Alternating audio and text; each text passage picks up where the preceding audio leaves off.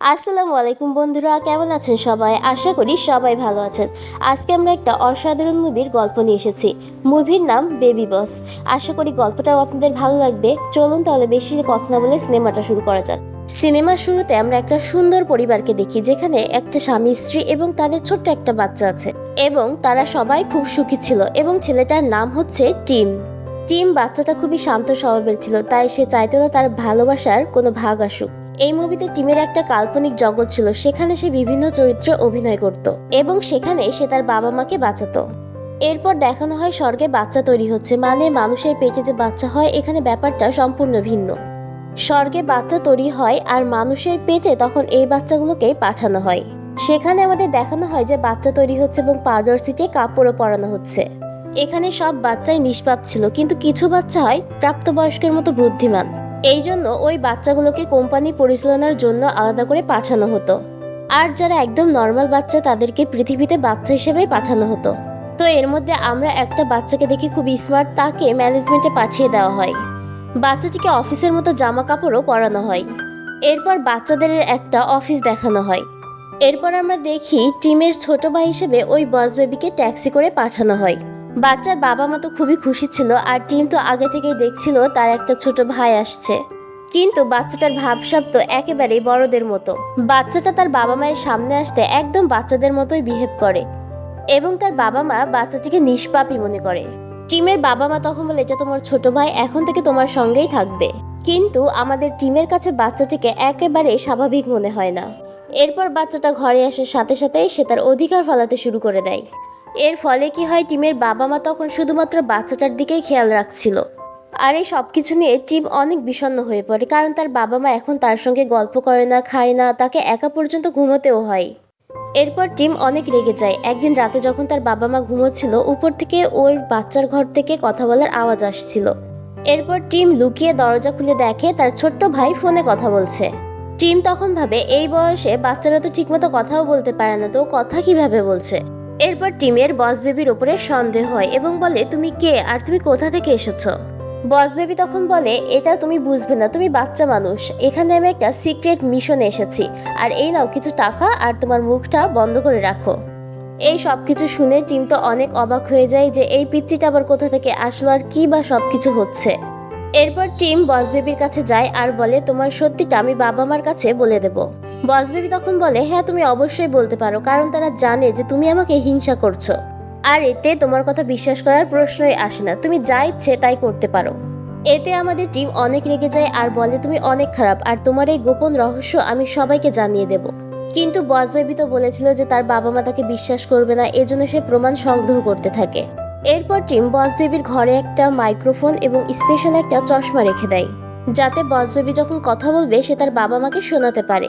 একদিন টিম দেখে তার মতো যে বাচ্চারা তার এলাকায় এসেছে, তাদের সবাইকে নিয়ে একটা মিটিং করছে। টিম তো মনে করে ওরা সবাই খেলছে, কিন্তু ওদের মধ্যে কি মিশন চলছে সেটা কেউ বুঝতে পারে না। এদিকে টিম তো প্রমাণ সংগ্রহ করার জন্য চেষ্টা করছে, ওদিকে বস বেবি বুঝতে পারে তার বড় ভাই তাকে ফাঁদে ফেলার চেষ্টা করছে। এরপর বস বেবি তখন বলে, তোমরা আবল তাবল শব্দ তৈরি করো যাতে আমার ভাই কিছু শুনতে না পায়। আর সেখানে থাকা বাচ্চাগুলো তাই করে, এজন্য টিম তাদের কোনো কথাই শুনতে পায় না। এজন্য বস বেবি গোপন একটা জায়গায় গিয়ে মিটিং শুরু করে দেয়। বস বেবি সেখানে প্রজেক্টরের মাধ্যমে বোঝাচ্ছিল তাদের মিশনটা কি।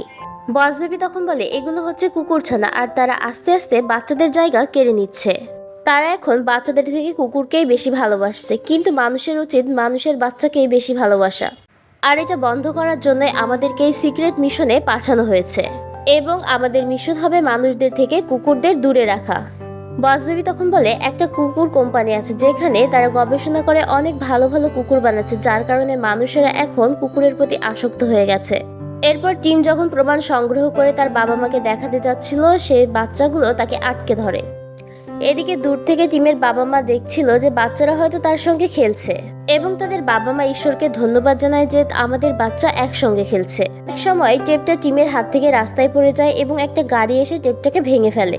এরপর আমরা দেখি টিম বস বেবির সঙ্গে সেই লেভেলের ঝগড়া করছে, আর তখনই সেখানে টিমের বাবা মা চলে আসে আর মনে করে টিম বাচ্চাটিকে হ্যারেস করছে। এজন্য বস বেবিকে কোলে নেয় আর টিমকে অনেক বকা দেয় এবং বলে, তুমি কি বোঝো না, ও তোমার ছোট ভাই, আজ থেকে তোমার একটাই শাস্তি, তুমি ঘরের বাইরে বের হতে পারবে না। এদিকে বস বেবি তো একেবারে বাচ্চার মতো হয়ে যায়, আর অন্যদিকে টিম অনেক রেগে যায়। এরপর টিম তার ঘরেই ছিল এবং আমরা তো সবাই জানি তার একটা কল্পনার জগৎ রয়েছে এবং সে দেখে সে একটা কারাগারে বন্দি আছে। কল্পনায় সে একটা খেলনার সঙ্গে সঙ্গী হিসেবে কথা বলে। এরপর বস বেবি টিমের ঘরে আসে এবং ট্রেনে করে তার ঘরের ভেতরে ঘুরে বেড়ায় আর বলে, তোমার জন্য আমি অনেক স্যাড ফিল করছি, কিন্তু দেখো তুমি আমাকে এভাবে জ্বালাতন না করলে এরকমটা হতো না। টিম তখন বলে, আমি বুঝতে পারছি না তুমি কে, তুমি আমার কাছে কি চাও। বস বেবি তখন বলে, আমাকে এজন্যই পাঠানো হয়েছে যে কুকুরদের মধ্যে এমন কি আছে যে কারণে মানুষের বাচ্চা এখন কুকুরের বাচ্চাকে বেশি ভালোবাসছে। বস বেবি তখন বলে, আমি যদি মানুষের থেকে কুকুরের দূরত্ব করাতে পারি এবং আবারও বাচ্চাদেরকে মানুষের কাছে ফিরিয়ে দিতে পারি তাহলে আমি স্বর্গের প্রমোশন পাবো এবং সেই স্বর্গের অফিসে আমি একটা ব্যক্তিগত অফিস পাবো। এরপর আমরা দেখি সে টিমকে একটা স্পেশাল ডিভাইসের মাধ্যমে স্বর্গে নিয়ে যায়। এই ডিভাইসের কারণে টিমকে কেউ দেখতে পারবে না, কিন্তু তার কথা ঠিকই শুনতে পারবে। টিমকে নিয়ে গিয়ে সে অনেকগুলো ফটো দেখায় এবং সেখানে অনেক শিশুর ছবি আছে। রাজদেবী তখন বলে, এরা সবাই পৃথিবীতে গিয়েছিল এবং একটা করে স্পেশাল কক্ষ এরা পেয়েছে। এরপর আমরা সেখানে একটা পিচ্চি মেয়ে বস দেখি এবং টিম জিজ্ঞাসা করে, এটাও কি একটা বস বেবি? বস বেবি তখন বলে, সে বস বেবি ছিল, তবে সে প্রমোশন পেতে পেতে সে এখন সবার বস। বস বেবি তখন বলে, তুমি বেশি কথা বলো না, আর সবাই জেনে গেলে আমাকে চাকরি থেকে বরখাস্ত করে দেবে। এরপর টিম তাকে জিজ্ঞাসা করে, তোমার মিশন যখন শেষ হয়ে যাবে তখন কি হবে, অথবা তুমি যদি ব্যর্থ হও তাহলে কি করবে? তখন বাচ্চা বেবি বলে যে, তুমি কি বলছো, আমি যদি সফল হই তাহলে আমাকে একটা কক্ষ দেওয়া হবে, আর যদি সফল না হই তাহলে আমাকে সাধারণ বাচ্চার মতনই থাকতে হবে আর তোমার ভাই হিসেবে। তুমি নিশ্চয় চাইবে না আমার মতো একটা ছোট ভাই তোমার হোক, আর আমি যদি এখানে থাকি তাহলে তোমার ভালোবাসায় ভাগ পড়ে যাবে। টিম তখন বলে, হ্যাঁ হ্যাঁ আমি তো এটাই চাই, কারণ তুমি ব্যর্থ হলে সারা জীবন আমার সঙ্গেই থাকতে হবে, সফল হলে তুমি এখান থেকে চলে যাবে। তুমি তোমার মিশন সম্পন্ন করো, আমার কোনো সমস্যা নেই। বস বেবি তখন বলে, আমিও তো এটাই চাই, কিন্তু মিশন সফল করতে হলে তোমার সাহায্যের প্রয়োজন আমার। টিমও তাকে সাহায্য করার জন্য রাজি হয়ে যায়। বস বেবি তখন বলে, তুমি কি জানো আমাদের বাবা মা সেই কুকুর কোম্পানিতে জব করে, এখন আমাদেরকে সেখানে যেতে হবে, আর তুমি তো জানো কুকুর দেখার জন্য বাচ্চাদের যাওয়ার অনুমতি সেখানে আছে। টিম তখন বলে, তুমি তো জানো আমাকে বাড়ির বাইরে যেতে দেওয়া হয় না। বস বেবি তখন বলে, তুমি আমাকে জ্বালাও বলে তোমাকে এখানে বন্দি করে রাখা হয়েছে, এটা কোনো সমস্যা নয়। এখন শুধু আমাদেরকে দেখাতে হবে একজন আরেকজনকে আমরা খুব ভালোবাসি এবং কেয়ার করি। এরপর তাদের প্ল্যান অনুযায়ী টিম তার ছোট ভাইকে খাওয়াতে বসেছে। আমরা তো সবাই জানি বস বেবি প্রাপ্তবয়স্ক, কিন্তু এই খাবার তাকে ভালো লাগে না, আর টিম এই সুযোগে তাকে খাওয়ানোর চেষ্টা করে। তখন সেখানে তার বাবা মা চলে আসে আর তাদের সামনে অভিনয় করতে থাকে। তো তাদের বাবা মা এটা দেখে খুবই খুশি হয় যে তার বড় ভাই সত্যিকারের ভাই হিসেবে হয়েছে।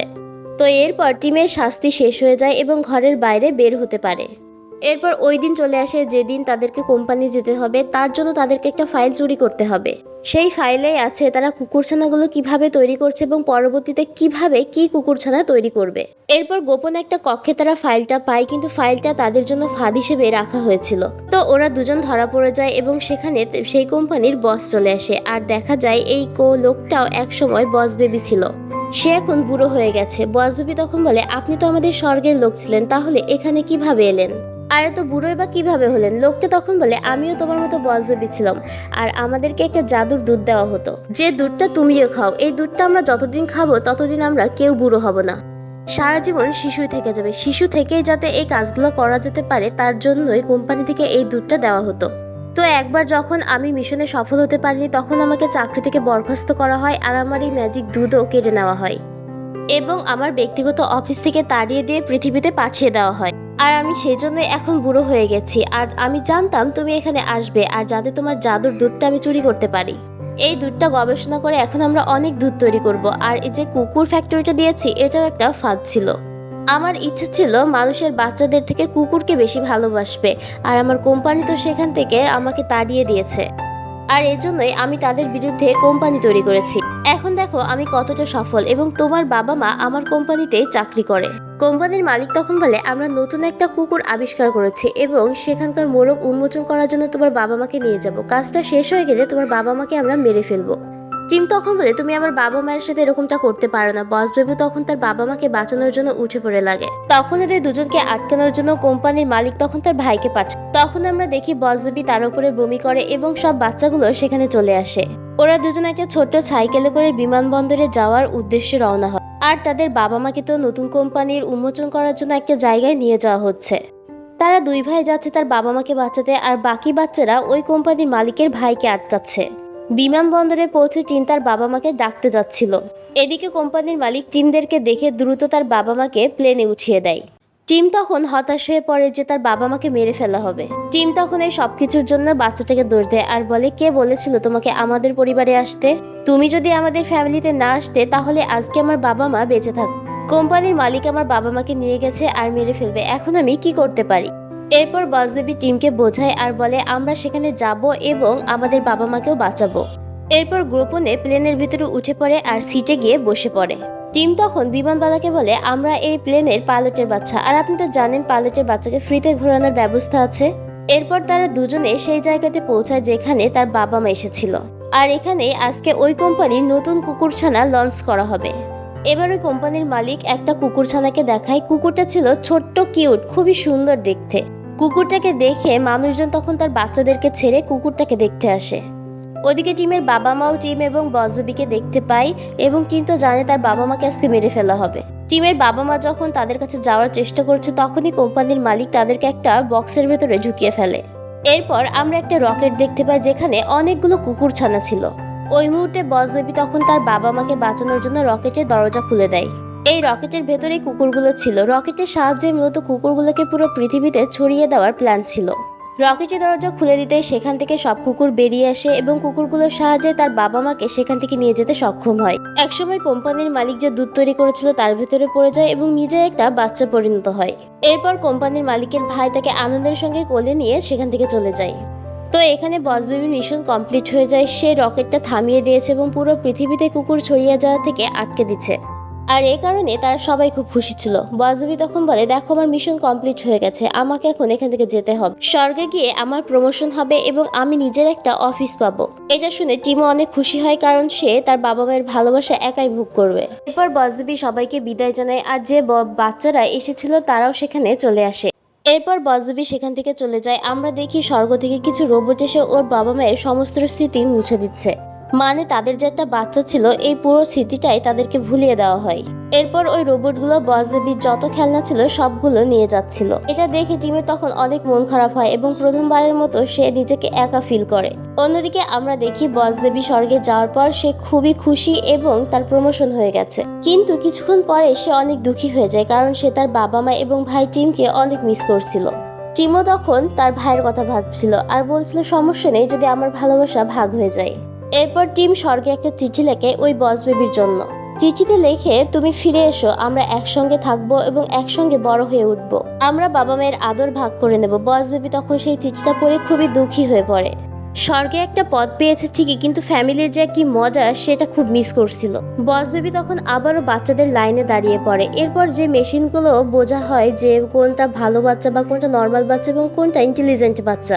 এরপর বজবেবিকে যখন সুরসুরি দেওয়া হয় সে তখন সুরসুরি ফিল করে। এরপর তাকে নর্মাল বাচ্চা হিসেবে পৃথিবীতে পাঠানো হয়।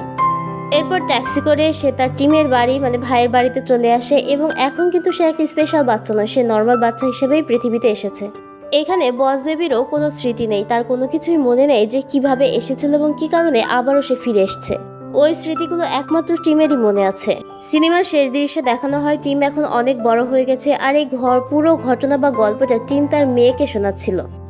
আমরা সেখানে একটা স্যুট পরা লোককে দেখি। টিম তখন বলে, এটা তোমার চাচ্চু, এবং সেই লোকটা ছোটবেলার মতো তাকে টাকা ছুড়ে দেয়। মানে আমাদের বজবেবি বড় হয়েও আবার কোনো গোয়েন্দা বা বড় কিছু হয়েছে। অন্যদিকে টিমোর একটা মেয়ে বাচ্চা হয় আর সেই বাচ্চাটাও স্বাভাবিক কোনো বাচ্চা ছিল না। তো এই বাচ্চাটা এখানে কি কারণে এসেছে আমরা কিছুই জানি না, হয়তো পরবর্তী পার্টে সবকিছু বলা হবে। আর এর সঙ্গে গল্পটা এখানেই শেষ হয়ে যায়। আজকের মতো গল্পটা এখানেই শেষ হচ্ছে। আল্লাহ হাফেজ।